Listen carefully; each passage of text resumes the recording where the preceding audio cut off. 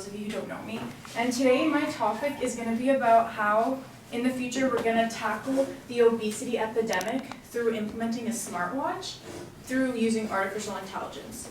So to give you a quick overview of my presentation, so we're going to start out just talking about obesity and the implications of obesity. And then once we have that background, we know what's going on, then I'll go into talking the more computer science aspects of it, and I'll end up with some ethics. So to start off, the perils of obesity. So this is a little gift that the World Health Organization gives you. So it's going from 1996 to 2016, and I hope you can see how much darker orange it's getting. So basically what I'm trying to show here is within a 20-year period and just the last couple decades, obesity has been drastically increasing at a global rate. So North America, South America, Northern Africa, and even parts of Asia and Australia too have just been increasing, and we have seen no signs of actually a decrease in obesity. And so obviously whatever solutions we are trying to have to this problem, nothing has been effective yet, which is why I think it's very important for the healthcare community and just the global community to kind of look at these diseases that are global and try and come up with a solution, which I am proposing artificial intelligence is that solution.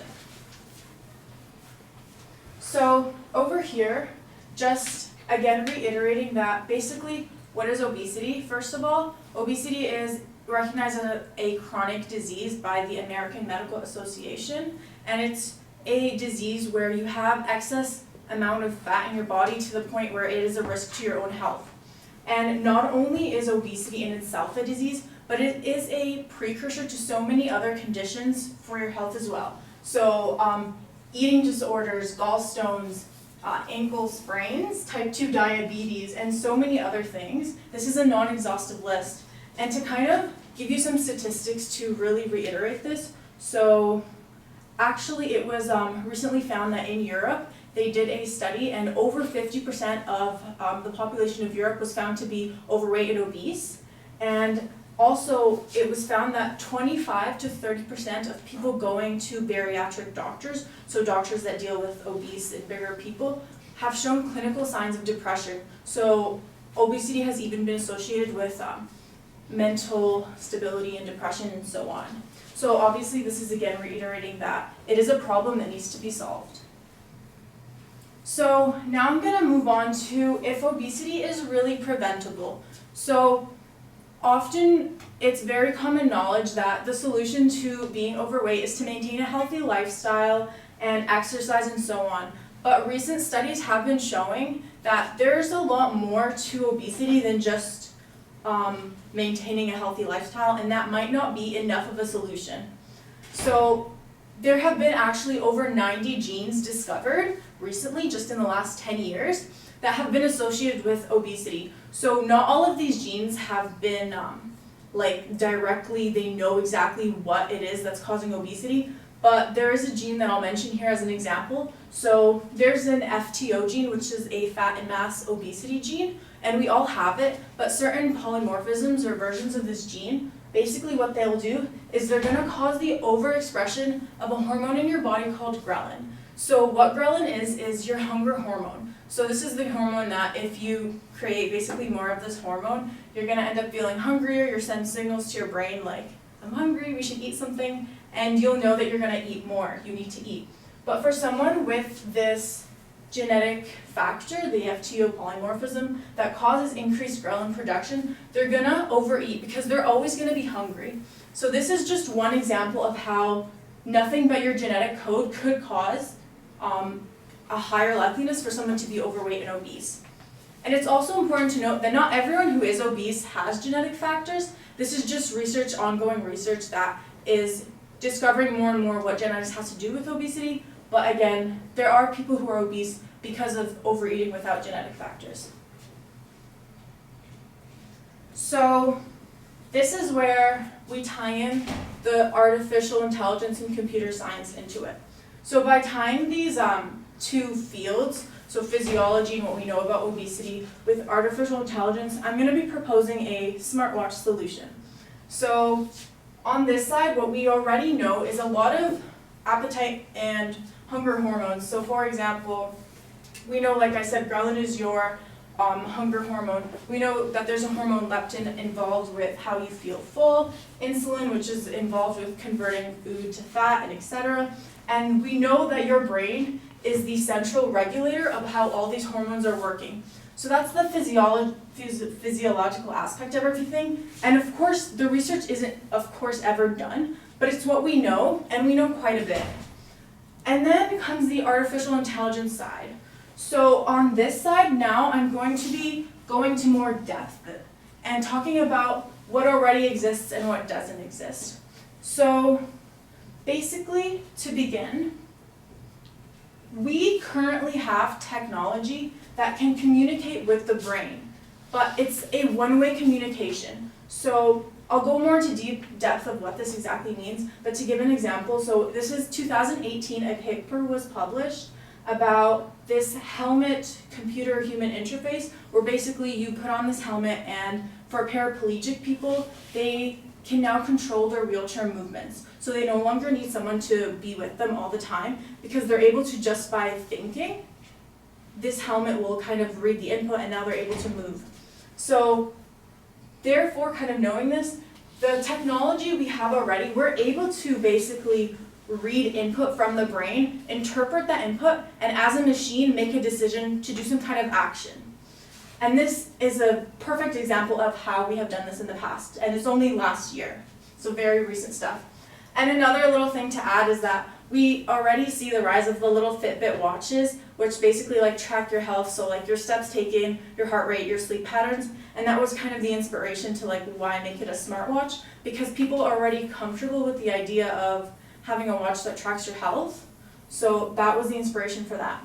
So now that we know we have a one-way communication, what we need to understand is for a watch, or the tool that we're going to be going to depth in, for it to kind of prevent obesity, it has to be able to go back to your body and send it a signal so that your body can do something to fix the regulation of everything going on. So we need a two-way communication. So not only do we need to read a brain signal, interpret it, and decide something, we need to, once we've made a decision, send it back to the brain so that the brain itself, or your overall central nervous system, can actually act out the decision that was made. So I know it's still a little foggy right now, but right now what we're going to go through is kind of a little animation of how a tool like this, the smartwatch, would actually work if it were a thing, which it's not yet. Hopefully one day. So this is your obese patient. It's not exactly to scale, but it'll work for now.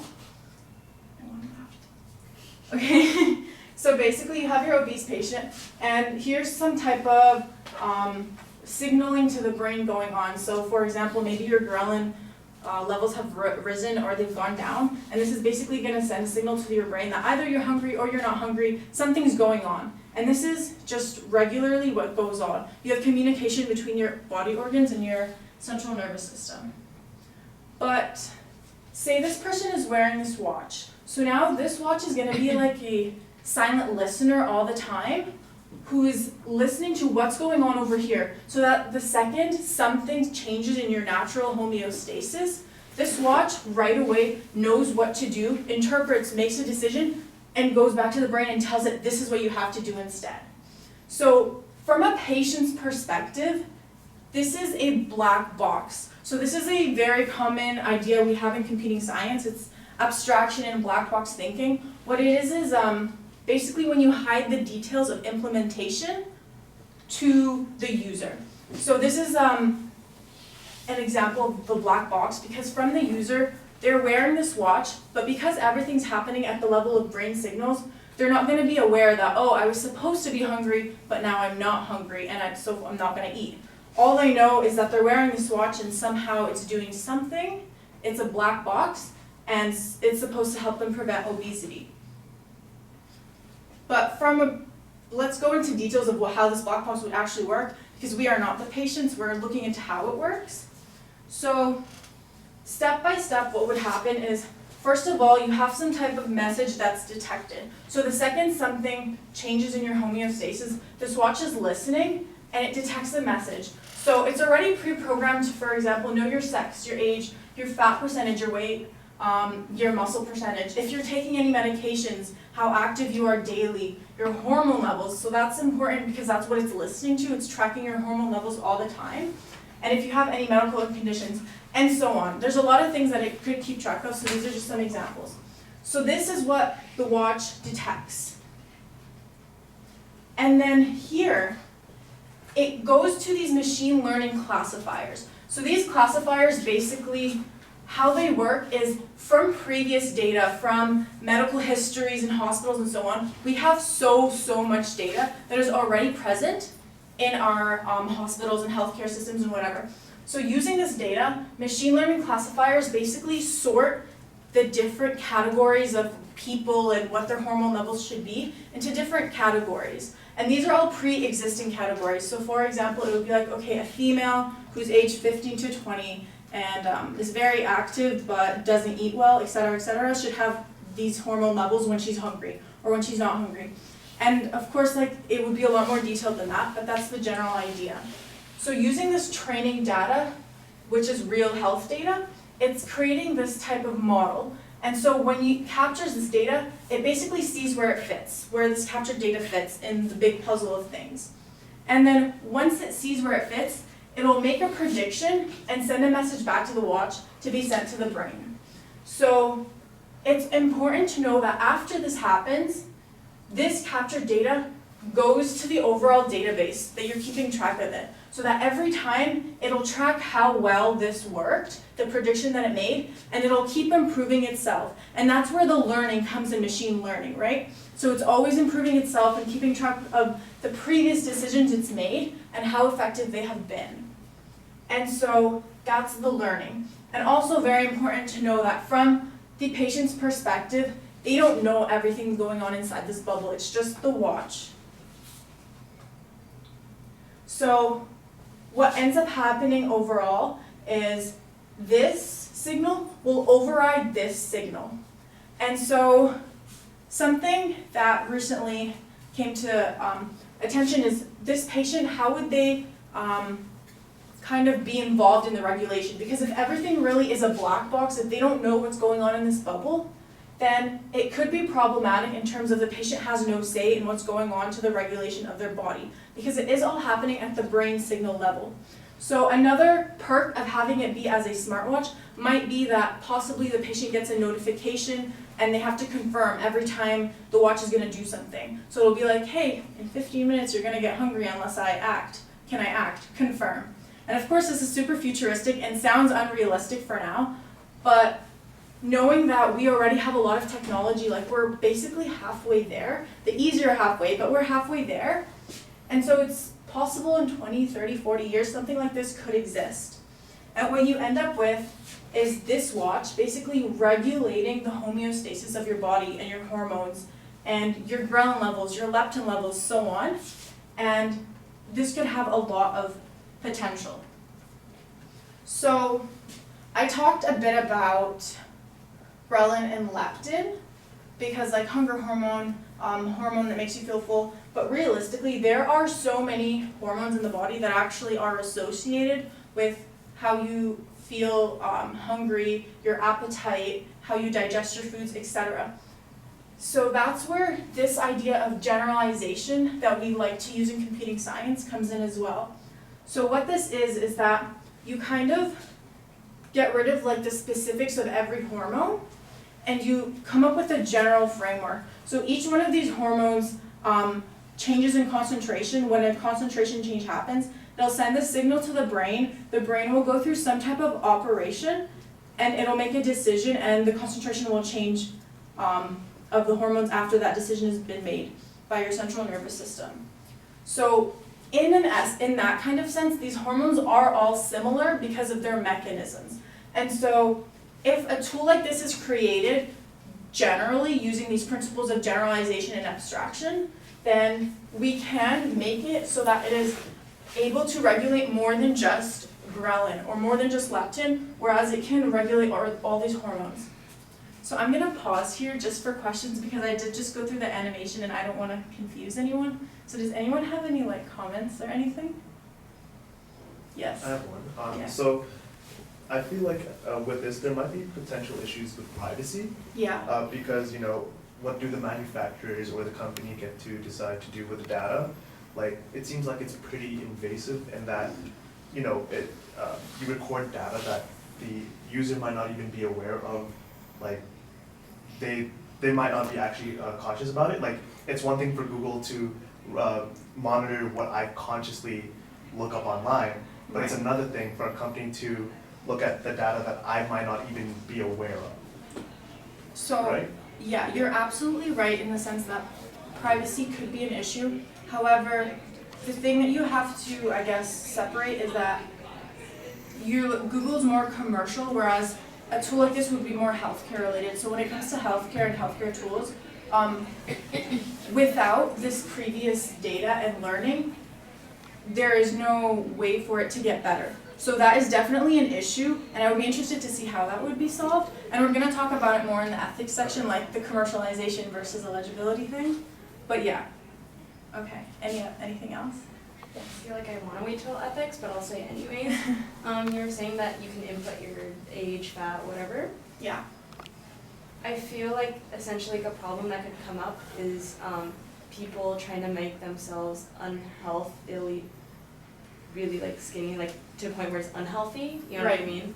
So one thing that I actually did think of that, and the solution for something like that was that when you're kind of setting up or configuring the tool, you're going to be with your physician, because of course there has to be some type of limitation or guideline, right? Because if you're already facing an eating disorder and this is supposed to help you, what's to say your eating disorder is just suddenly going to end, right? Or if anything is going on where you just want to be too thin or something's going wrong. So definitely the presence of a physician or someone who is a professional, some like outside external person would need to be present during configuring. There's a good chance this would have an application for underweight people as well. Yeah, there's a lot of like applications for something like this because it's very general.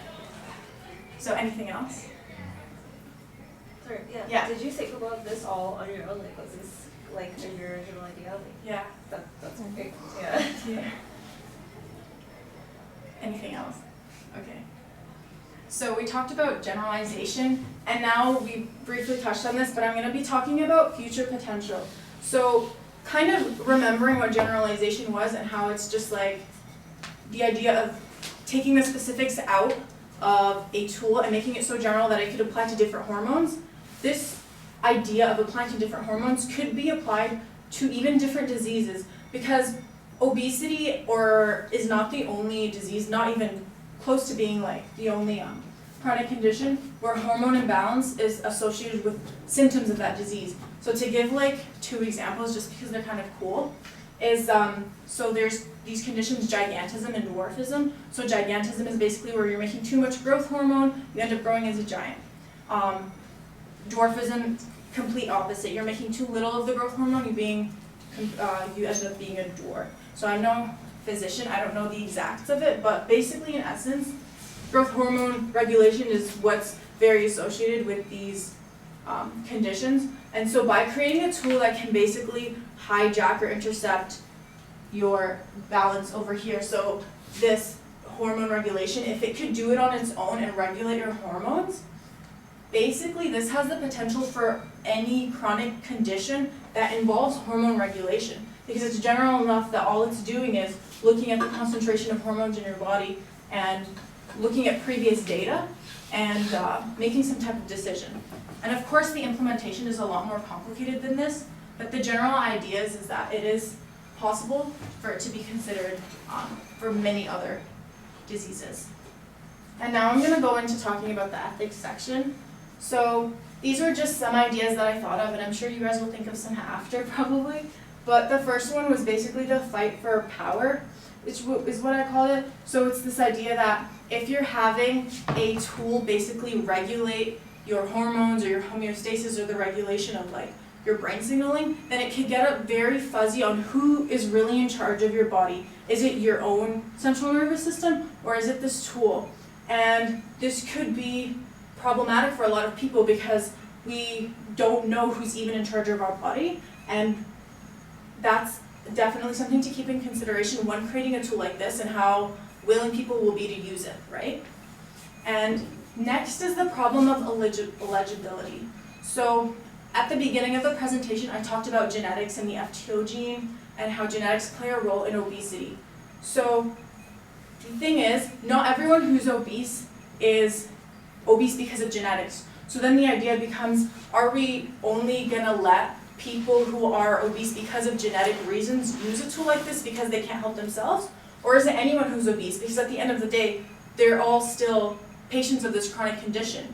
So it becomes a question of who is allowed to use it and who is not allowed to use it, and why, like who gets to make that decision, why was the decision made, etc.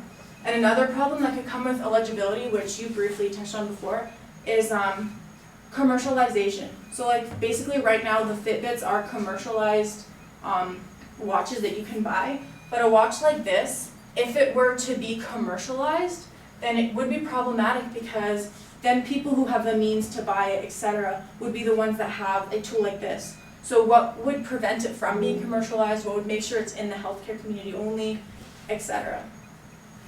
Next is the black box problem. So because if you remember what black box thinking is, it's the idea that we're hiding the details of everything. But generally in healthcare, it's not preferred to use black boxes a lot because the idea is that patients don't want to give power of everything to something that they can't really get a tangible reason to why that decision was made. So it's going to tell you to increase or decrease a hormone level, but it won't tell you exactly why because it's from a model built from millions of previous data, so it can't tangibly tell you why. And theoretically, you could think of physicians as black boxes as well because they can't really tangibly maybe tell you why, but people tend to trust people more. So that would definitely be something to think about. And also, I mentioned before how like an option for creating a tool like this would be to maybe make it configurable. That way, the black box problem would be diminished a little bit if you're able to be like, okay, I got a notification, this is gonna do something, and I can confirm or deny it. But again, if they were able to do this, then what's to say this tool is being very effective? So there's definitely a lot of ethics issues to think of when it comes to this. And finally is the democratization of evil. So the idea with this problem is that basically when it comes to creating a tool that can basically regulate the signaling of your brain, it can get very dangerous very fast if people with the wrong means of thinking get a hold of this technology, right? Because if we create this technology that can basically send signals back to your brain so that your brain can make a decision, then it could, in the wrong hands, cause kind of a mind control, which sounds very out there, but with technology like this, if this were to actually exist, then it's not as out there as it is to say this right now. And so now that I've talked about these issues that I thought of, I'm going to open it up to questions and comments, and if you have any other things to say. Yes. So I just had a question about just eating in general. So Yeah. across like modern societies, I feel like eating is a very social construct, and people like to get together with their families, or especially if people are working in a very strict regime like an office workspace, they might not have like all the time in the world to eat.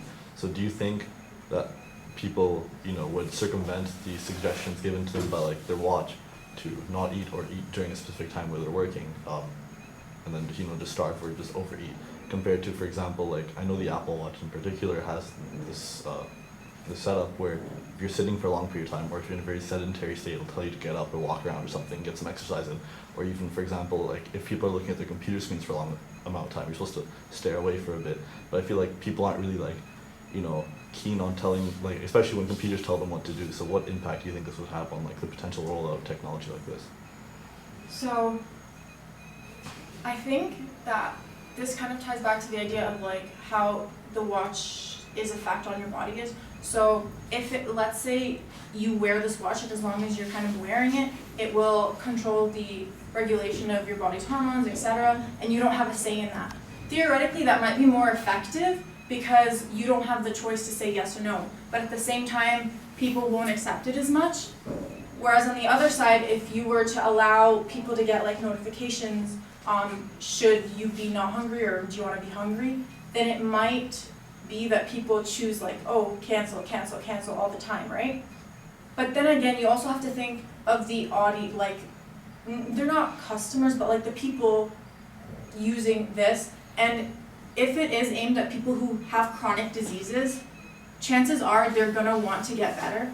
So I do think that people will naturally kind of get across and want to use it properly. And so I think configuration might be a better idea. And also, of course, like, there would need to be kind of just like a border, some type of thing set by your physician. So it'll be like, you can only cancel, I don't know, 3 times in a day or whatever. I don't know how it would work. But there would need to be some type of intervention or like seeing a physician or keeping in contact, because you need to have some professional be with you during something like this, because it is long term. Just kind of on that note of being long term, or how this kind of thing would work, is because one, I'm assuming it would cost money from the patient, perhaps, maybe that's just a guess, but then when do you stop treatment, I guess, is because the preventing reversion, once you take it off, it can happen. I don't know if there's any like way that you can prevent that from happening with the wash itself right now, because I don't even know if we have that much knowledge about these kinds of conditions yet. Right. But yeah, that might be another problem. So I think in terms of that, there's 2 ways it can kind of go. So for people who have genetic predispositions to being obese, if it's in their genetic code, it's very likely that once they take the watch off, it's gonna go back and restart, right? Nothing's gonna like change for them if they're not wearing the watch, because it is in their genetic code. And I don't know much about that, but I'm assuming if it's in your genes, you can't really change it, right? Whereas if it's someone who's obese, but it's not in their genetic code, then it's very likely, I think, that after like a couple months or a year or like a certain long enough amount of time, whatever the threshold is, that they're either gonna create good habits in terms of eating, or like maybe, I don't know, there's like research about brain plasticity and you kind of like adapt to what's going on. So that would be for people who don't have like genetic predispositions, right? Because I don't know exactly what would happen if you have those genetic factors. Yeah. So, okay, this is just like a suggestion, rather than having people being able to cancel or decide when they're hungry, if they would sit down with the physician and be like, oh, like here's your breakfast time, and then any other time other than the set time that they've decided with their physician, were not allowed to like eat, or not allowed, but like inhibited by the hormones to eat, rather than the consumer or patient, whatever, having the power to cancel. Because I don't trust humans. Right. I don't trust my dad to take his medicine on time. You know what I mean? Like, Yeah. So it's definitely difficult to like exactly know what's best for people. And honestly, like if this was something that was actually like gonna be created in the near future, I think like big surveys would have to go out to people so that you can really know like the statistics of how likely someone is like going to reject what this watch is telling you or accept it, or whether they should just only be able to reject it once or twice, or like maybe like, I don't know, you know what I'm saying?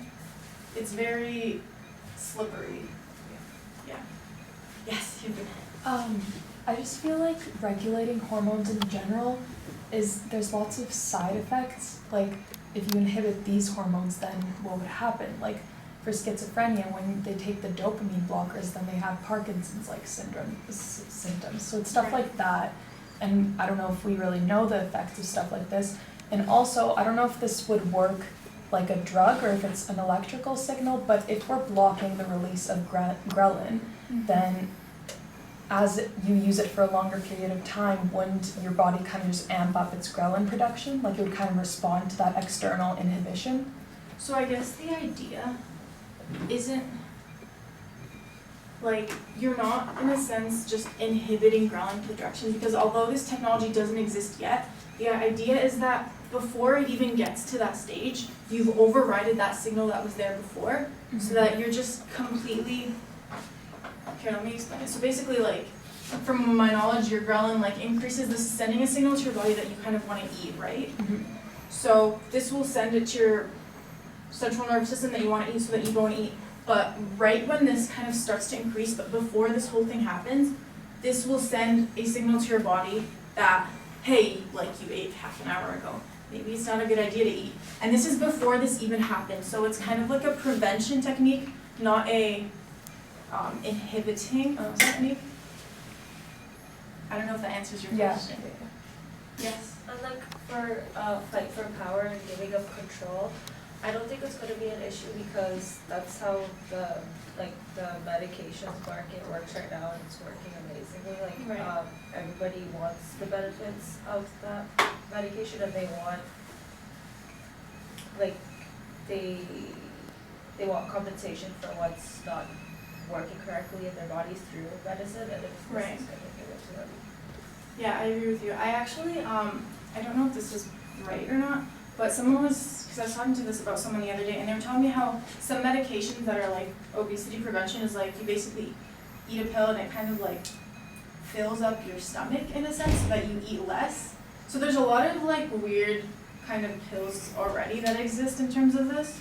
So yeah, it's like definitely for people who are already using these pills, I think they will be more likely to switch to using this watch. And even like just like diseases like diabetes or medication is a necessary thing and you need it in order, like I'm pretty sure people are willing to relinquish power in order to. Right, if it's for their health. Yeah. Yes. Okay, I'll go first. So you mentioned earlier that there might be a potential that we could keep this in the healthcare field, but I would argue that if there's a demand for it, people will try to imitate it and find means and make a business out of making an imitation out of something that exists already. Like let's say for example, I might not have any dispositions, but let's say I want to be a bodybuilder one day and I need to keep track of things and I want to enhance my ability to reach my goal, right? So what stops, like I just don't believe that keeping it in the healthcare field alone is very feasible. Yeah. If not, it'll just be all about imitations up until the point where it just mass commercialized. Yeah, I think I agree with you there. I do think when it starts out, it might start out in the healthcare field. However, just like as we get closer to like singularity and human-computer interfaces, for all we know, we might reach a point where everyone kind of has this watch so that they're always fit. They're always like the way they want to be. And so it's too far into the future to know exactly what will happen. But I think you're right in that possibility. Yes. Yes. So just like going to like what Mark said, so yeah, everybody knows about Invisalign and how there's an online cheaper version of Invisalign, but it's not regulated by healthcare. So they always warn you before that the results may not be exactly what you want. Oh. Yeah, if no one like, just to put out like, yes, we're gonna get imitations just because people see a good idea and they just want to use them. Yeah, it might be that people just are scared to use something that's like not healthcare regulated. I mean, it is like super, like it's invading basically your brain signals, right? So I would be scared to use that if I didn't have like a physician telling me what it is, yes. Do you think there's another like way that it could be used in conjunction with the societal aspect? Because people would still want to become more healthier, lose weight and so forth. Because right now, even though it's a long path, right? People know if you're 300 pounds and you want to lose a little bit of weight so you're healthier, you eat better for a few months, right? And you'll get a little bit healthier.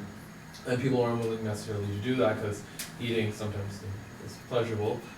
So how can we use like other societal aspects to work in conjunction with devices like this so people actually want to or strive towards being healthier? So I think this relates to a lot of like the current kind of like health things going on and just like it always starts out that it's just in healthcare. I feel like people who need it will get it first, but eventually other people will want to get it, right? So I think it's kind of that thing where if they're going to end up going elsewhere, which might be more dangerous for them to get it, it might be safer for like the healthcare community or whoever ends up being in charge of it to kind of expand it, maybe have some type of eligibility criteria. I don't know exactly how it would work, but for sure I would rather personally to know that like my healthcare system is taking care of this than going to like someone else, some external person who might not be more knowledgeable about this. So in the future, human enhancement will be the main focus of the healthcare system. So most of the common diseases that we know of today will either have been cured or be easily treatable. So stuff like this becomes the main thing that doctors and nurses do. Yeah, and people are gonna go through any means to achieve those enhancements. Like, for example, just again, the teeth thing, because that's what I was looking at. More people are going towards the cheaper option in order to look better rather than going through a physician. They're willing to take that, maybe these won't last, you know, kind of repercussions. Right. And like a lot of things physicians do now, smarter than today's smartphone will be able to do tomorrow, right? So yeah, medicine will change in all sorts of ways. I think eventually, like you said, medicine's gonna, because we're gonna reach a point if like technology like this is created where all the diseases are solved. And so at that point, the function of the medical or healthcare field will be, like you said, like enhancement, not solving diseases, because there's no more diseases to solve. Right. Okay, I think we should go on to the third